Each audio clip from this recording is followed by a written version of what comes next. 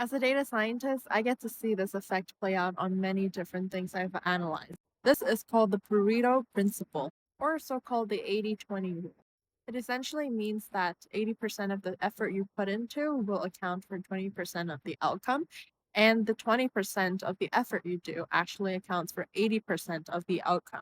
You kind of see this effect in income as well, whereas the people who makes the most money makes more than half of the people around the world. And similar to dating data that I've been showing, the top percentage guys and girls get 80% of the matches on the app. This goes the same for traders as well, whereas the top 20% traders make more money and makes most of the trades.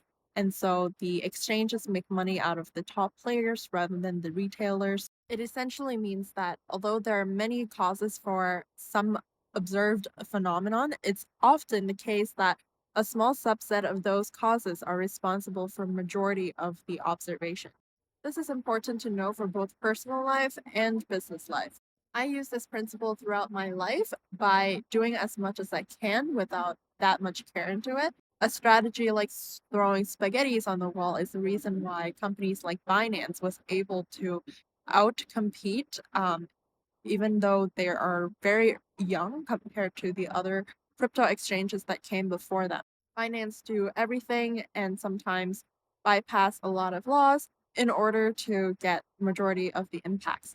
And they don't really put like 80% of the efforts additional to the first 20% that they have done so that they can diversify and spread out as much as possible to get impacts in many different pillars. I recommend doing this for all the different things you do as well, where you focus your your efforts on something that's the most high impact. Here's a graphical representation of what that looks like. The y-axis is our output and the x-axis is our input. Essentially what this means is that for the 80-20 curve, the green curve there, by the time you reach 20% of the input, you have reached 80%. And after that, there's diminishing return, a term we use in economics as well, where you start to see that plateaus out. So there's marginal returns for additional efforts after the 20% mark. So spread your energy wisely.